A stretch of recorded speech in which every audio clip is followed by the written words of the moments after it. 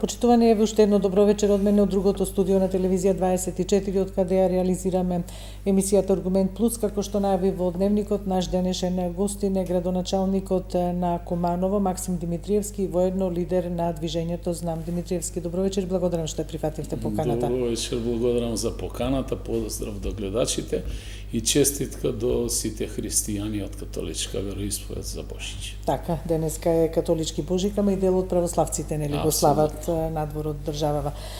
Димитриевски, го почнавте третиот мандат како градоначалник. Како ви почна? За вас годинава, обично нели крајот на годините се да се направи рекапитулар на направеното за движењето Знам. За вас лично како лидер на движењето би рекле успешна година. Добивте трет градоначалнички мандат, ама воедно и химна добивте, која стана вака вирална на социјалните мрежи. Па, добро, јас влегувам во третиот мандат, најпрво им благодарност на кумановчани, што ми дадоа поддршка. Да ја менаџирам најголемата општина во државата во следните 4 години. Покрај мене и Знам е победник на изборите во Куманово.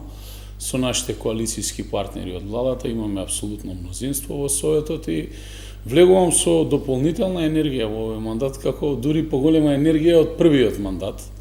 Работите се повеќе од јасни, проблемите ги имало и ќе ги има. Моја задача е да ги има што помалку. Очекувањата на граѓаните се уште поголеми, што и за очекување е нормално.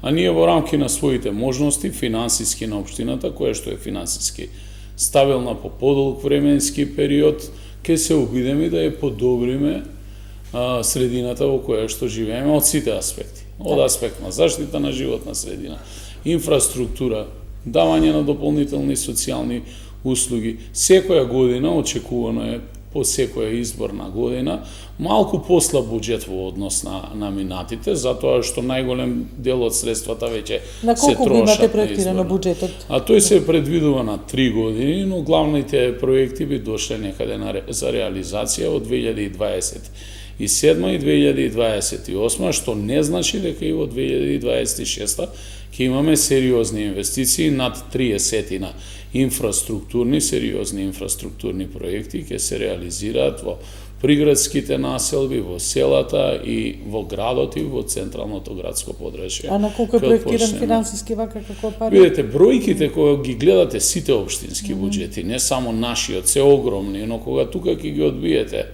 наменските блок дотации, финансиските средства за исплата на плати на доместоци во детски градинки, основни и средни училишта и сето онаа што е пренесено надлежност на државата во рамки на основниот буџет на општината се располага некаде со 5 до 6 милиони евра, големина на општина како што е нашата општина, и со тие пари вие треба да платите спорт, култура, озеленување на градот, метење на градот, чистење, дополнително социјални трансфери, помош на граѓаните, субвенционирање на јавниот превоз, што единствени го имаме во државата, веќе истиот е комплетно бесплатен за нашите граѓани и ви остануваат некаде половина од тие средства за капитални инвестиции. Добра работа е што оваа година имаме дополнителни средства на располагање од унгарскиот кредит и ампликациите кои што ги имавме пред владата. Колку проекти помина од вашата општина за Куманово? Имаме некаде 27 вкупно, изградба на 27 улици и друга инфраструктура во градот од тие средства кои што помина и треба да го довршиме најголемиот мегапроектот за градот, а тоа е изградба на елементарната инфраструктура во индустријска зона Новини и Речици, која што вчера ја посетив. Тоа е еден цел град на површина од 60 хектари, каде што градиме атмосферска фекална канализација, дополнително водоводна мрежа и секако елементарна инфраструктура, тротоари, улици, посебен стандард и улично осветлување, за да им понудиме подобри услови на потенцијалните идни инвеститори. Инаку таму во моментов имаме некаде 7 инвеститори со вкупен износ на рекордни инвестиции во нашиот град од околу 140 милиони евра, од кои што носечки е Lidl со над 100 милиони евра инвестиции.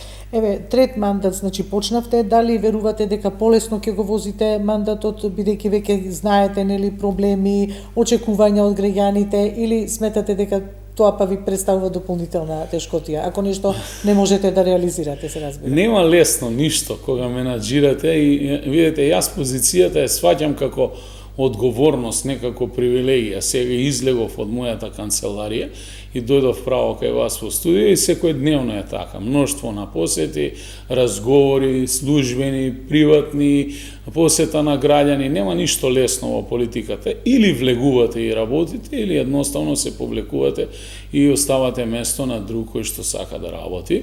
Добро е што тимот е расположен, мотивиран и сака да работи и дополнително ќе го билдаме тој тим, се со цел, значи, како што реков, да ги намалиме бројот на проблемите во градот кои што се децениски.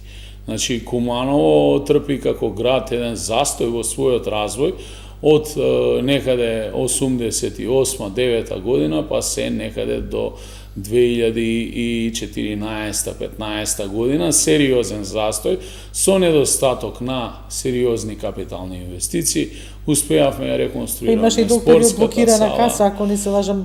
Имавме 8 години блокирана каса, го решивме тој проблем во првиот мандат, денеска не е така, но за жал се уште е многу лоша финансиската состојба на јавните предпријатија, кои што ги имаме вкупно 6, кои што своевремено скоро најголем број од нив беа финансиски блокирани, денеска половина од нив се деблокирани, но најголемите како што јавно предпријатие Водовод и јавно предпријатие Чистота и зеленила се уште имаат огромни финансиски обврски кои што некои од нив датираат повеќе од 15-20 години. Димитриевски, не се гледате се уште што ти ќе го почнавте, нели, третиот мандат во локалната власт, не се гледате се уште во централната власт?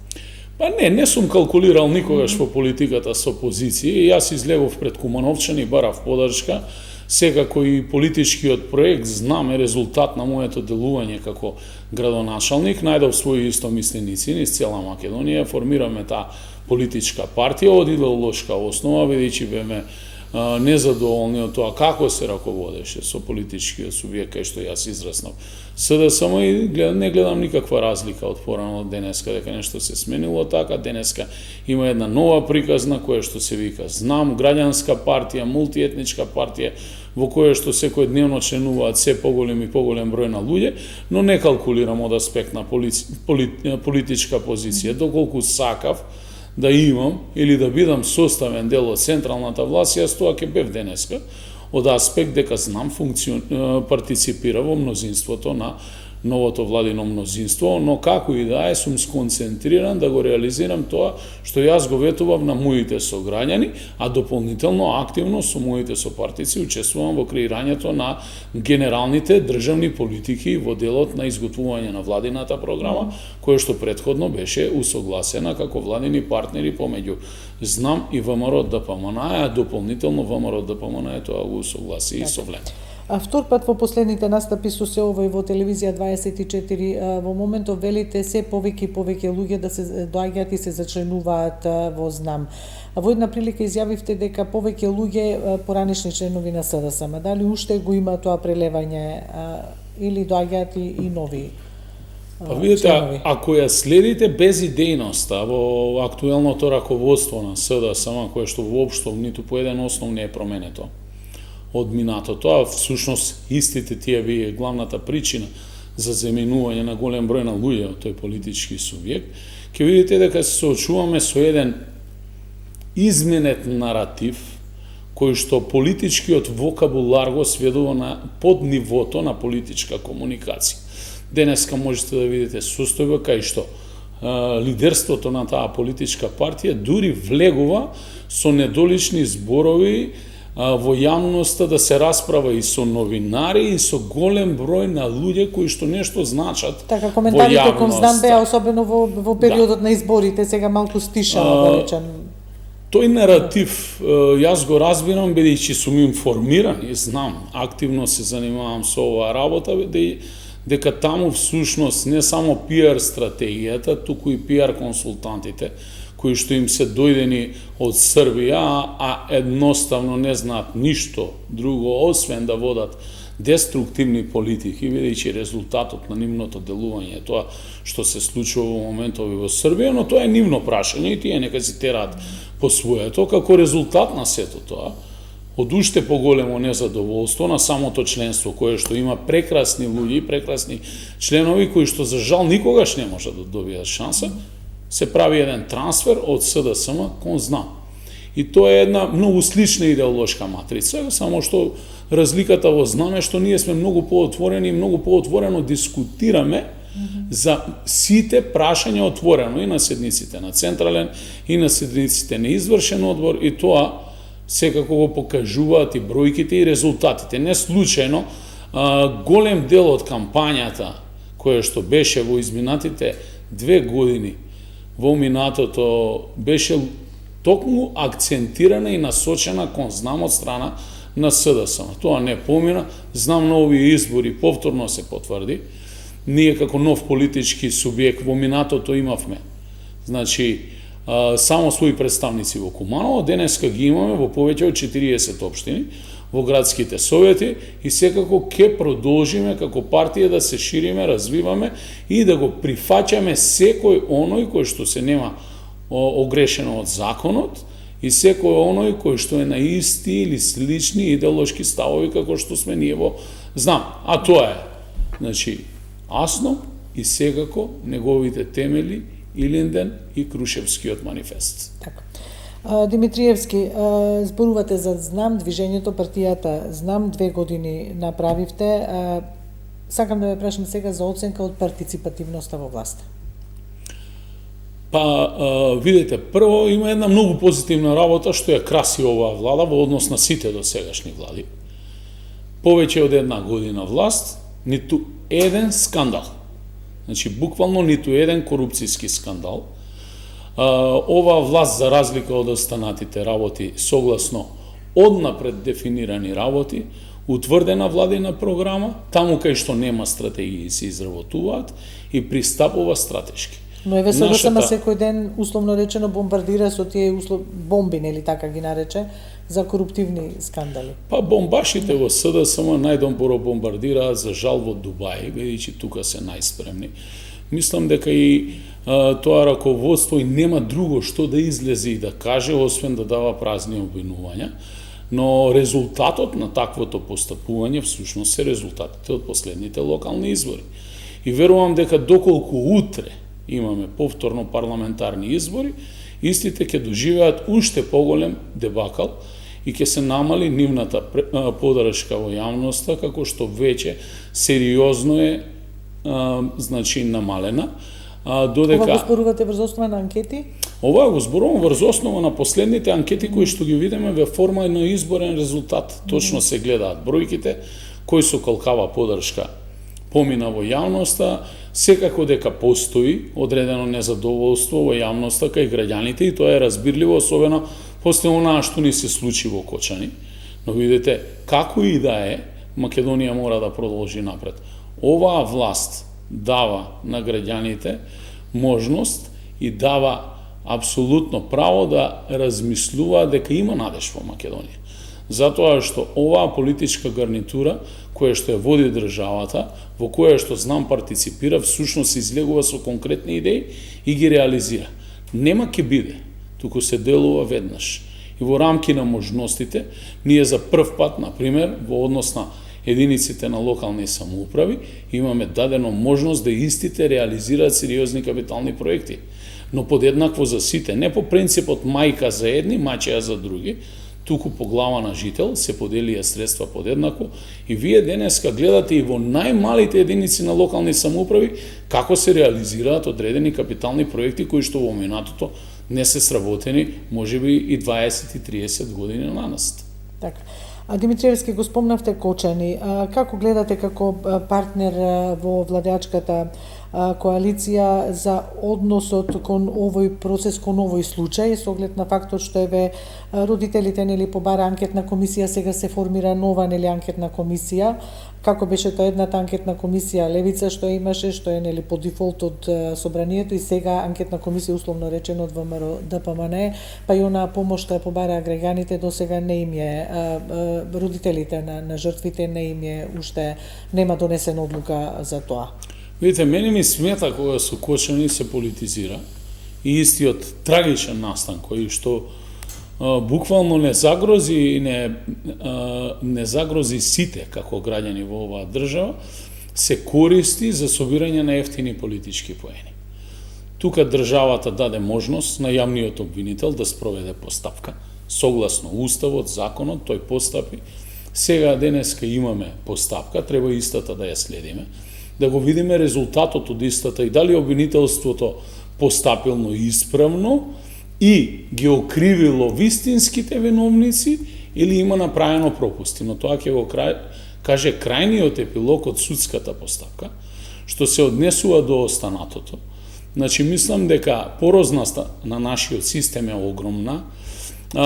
Предолг временски период се водеа популистички политики од сите поранешни влади, тргнувајќи од фамозните закони за легализација, кои што не внесува во едни такви процеси, да се изгуби системот, стандардите и нормативите по кои што сите треба да се владееме, и за жал ние имаме уште многу потенцијални жаришта во државата кои што можат, не дај Боже, да го репризираат Кочани, и час поскоро треба да пристапаме како сериозна држава да превенираме и да го спречиме тоа. Јас ќе ви кажам за Куманово, 600 предмети кои што стојат на листа за извршување. Тоа значи објекти кои што се бесправно градени, тука ставајќи и голем број на објекти во кои што се врши трговска дејност, за кои што објекти, иако издадена дозвола за вршење на дејност, не исполнуваат основни или елементарни услови како намена за објекти да се врши истата дејност. Државата не треба да биде селективна, ние веќе почнаме да постапуваме, да уриваме објекти, но јас помпезно тоа не го најавувам во јавноста да го сликам и да го рекламирам. Но ќе ви кажам еден податок, Куманово за да ги урне сите тие објекти, му е потребно повеќе пари за извршување отколку нашиот основен годишен буџет. И сега е прашањето, дали јас како градоначалник само ќе уривам или пак ќе градам? Тоа треба да биде одлука на државната власт и буквално да нема пардон за никој.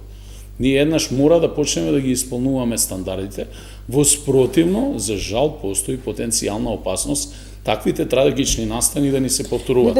И ја разбирам загриженоста на родителите, бидејќи тие таа болка имаат почувствувано лично на своја кожа, но исто така дополнително се загрижени, не дај Боже, на некој нешто слично да му се повтори во државата. И тоа е погубно за сите нас, и во светот на политиката, и за сите оние кои што некогаш биле на одговорни државни и јавни функции. А бидејќи бевте градоначалник и претходно, нели, за време на Кочанската трагедија и потоа, па нели почната акција на проверка на тие објекти во градовите каде што се собираат за забава, нели, млади луѓе, и тоа може ли да гарантирате дека објектите од овој тип во Куманово се безбедни? Не можам да гарантирам за нешто за што немам надлежност. Значи, таму постојат други државни институции кои што издаваат решение за вршење на дејност преку Министерството. Но дали општинските инспекторати, предпоставувам така? Значи, општинските инспекторати со кои што ние како општини располагаме, се особено во делот на контрола на градежната инспекција и комуналната инспекција, во делот на исполнување други стандарди, дали градбата е легална или нелегална. Но во делот на намената која што се врши, тука е делот на пазарниот инспекторат и ресорното Министерство за економија. А тоа е под централната. Така е, апсолутно. Но видете, нема пардон овде. Па сите да ја префрламе топката едни на други. Едноставно треба да се действува принципијално кон сите. Но при тоа и на таквите на кои што државата им дала можност да изградат нешто или да стават во функција, а при тоа, значи, не ги спречила, а го направиле тоа спротивно на законот, да им даде и временски период на прилагодување на потребните услови. За тоа е потребно измена на одредено законодавство во државата. Знам во моментов располага води, односно две министерства во владата за правда и за јавна администрација. Не запираат исклучењата меѓу членот на извршниот комитет на ВМРО ДПМН Антонио Милошовски кон министерот што произлегува од редовите на знам Филков во правда. Дали се подсмирија тие тонови, дали се договоривте барем јавно да не излегуваат тие исклучења на површина? Секој има право на индивидуален став. Тоа беше една несретна изјава на Антонио Милошевски кој што ја репризираше всушност. Но како и да е... Треба ли да говори за односот на поголемата партија кон условно речено помалиот партнер во владата? Тоа не представува, ја слушнаме изјавата на премиерот Мицковски, тоа не представува официјален став ниту на премиерот, ниту на претседателот на најголемата политичка партија во власта, тоа е личен став, негово убедување. Еден ден, ако биде премиер, нека ги бира луѓето, доколку биде, а јас верувам дека нема никогаш да биде, бидејќи истиот го чувствувам како привезок од некои поранешни епизоди кои што или веќе прочитани книги кои што ги има видено и почувствувано во Македонија. Како и да е, министерот Филков работи одлична работа како министер, сериозно работи на реформската агенда, лидер, на законите. Од каде што произлегува сте задоволен? Еве тоа денеска и на седница на парламентот во пратеничко прашање гледам го одговори премиерот дека сериозно се работи во тој ресор. Голем број на закони се веќе во владина процедура, некои се веќе и во парламентарна процедура ќе бидат донесени, законот за судски совет, иако имаше обиди за блокирање од страна на опозицијата, што е изненадувачки. Зошто? Бидејќи можеби тоа е една од последните алатки на поранешната власт како да се штити на одреден начин и да прави обструкција на системот. Ние мора да направиме реформи во правосудство. Можеби тие ќе задоснат ден, два, месец, половина година, но ќе дојдат и Македонија заслужува еднаш за секогаш да добие непристрасно судство, професионално судство, а нашата цел е не да го дополнително политизираме, туку да ги поттикнеме внатре во системот вистинските професионалци активно да се вклучат во изборите, значи на новите тела во рамките на судската власт, кои што ќе ги изберат вистинските луѓе за вистински позиции. И нема да бидат заложници ниту на Максим, ниту на Христијан Мицковски, ниту на еден политичар, поединец или политичка партија, туку ќе го читаат законот, ќе постапуваат по истиот и ќе бидат еднакви за сите. Владењето на правото е како слаба карика оценето и во последниот извештај на Европската Унија, кога сме кај владењето на правото, тука и борбата со организираниот криминал и корупцијата. Како допре ова до вас и како допира? Дали со овие нови измени, најави за реформи во правосудството, сметате дека ќе се надминат овие состојби и со оглед на фактот што пак и опозицијата нели критикува за политизација или за политички начин на решавање и на разрешувањето на јавниот обвинител и за тоа како се турка тој процес. Видете, имаше разрешувањето на јавниот обвинител, борем јас можам лично од мој аспект како човек, како граѓанин, а потоа и како политичар да го коментирам затоа што јас лично и ги почувствував овие институции на свој грб. Знаете дека сум ја единствен градоначалник кој што е изведен пред суд со кривична пријава против него, зошто нема дозволено да се гради зграда во централно градско подрачје. Вообичаено сите мои колеги кои што се соочиле со правдата во минатото биле изведувани зошто дозволиле со свој подпис да се гради зграда поради X причини и интереси. Кај мене е обратен процесот.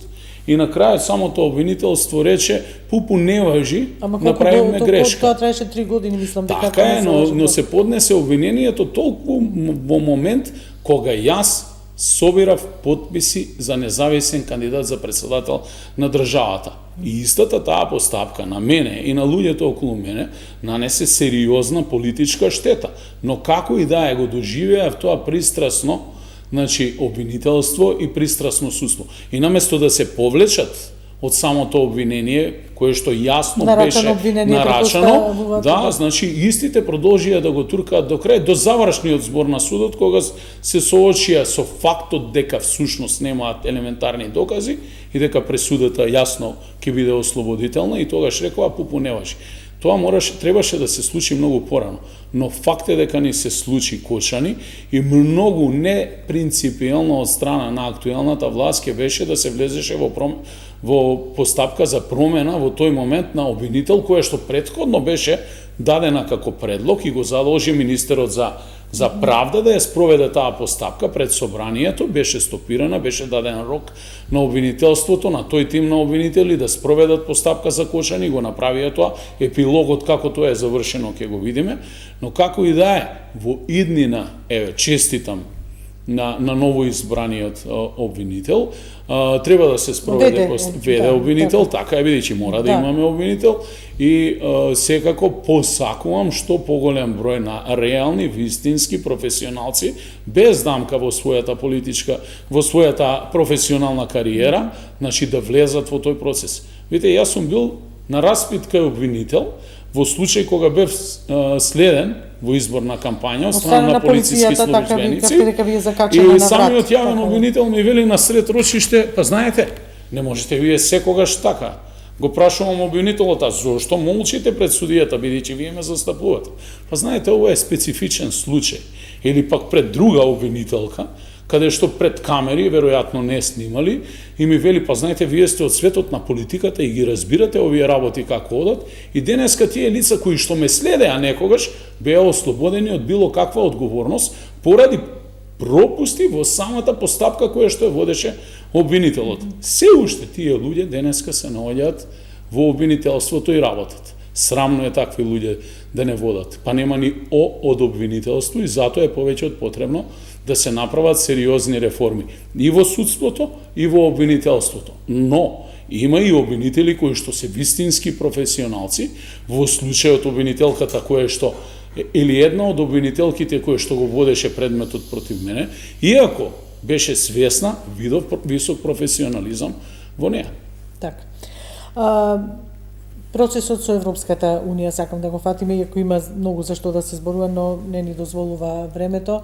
И натаму високи, би рекла, високи за вакви услови во кои што се наоѓа сега нашиот македонскиот топ до Европската Унија, над 65% нешто, над 65% од граѓаните ја поддржуваат Европската Унија, односно нашето членство во Европската Унија, ма како да се стигне до тоа? Знаеме дека ни предстојат преговори, не можеме да ги прескокнеме, но како и да ги почнеме преговорите, се знае нели опонирањето на Бугарија. Каде го гледате вие излезот? На кој начин? Еве се бараат начини. Претседателката во годишното обраќање вели еве да видиме Европа нека понуди некој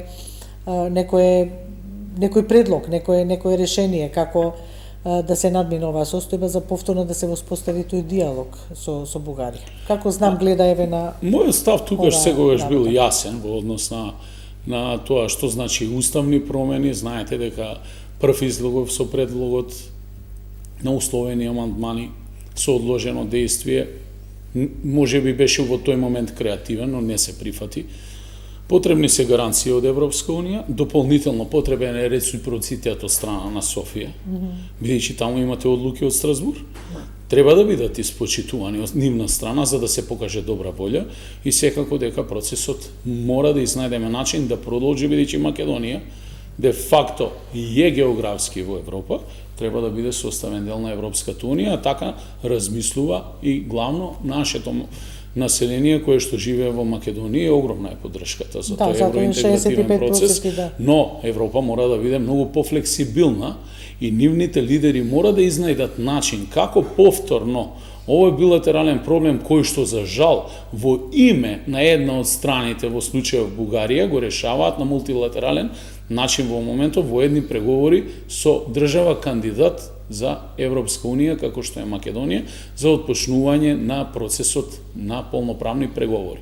Значи, потребна е Европска Унија на Македонија, но и Македонија исто така, како и регионот е потребен на Европската Унија. за жал не оделија од процесот со Албанија, им честитаме на нашите соседи. И тие ве одат понапред, како е да се слушне дека е Црна Гора и Албанија се фаворити. На ова прашање, мислам дека многу брзо ќе ги стигнеме, бидејќи ние веќе активно работиме на реформскиот процес.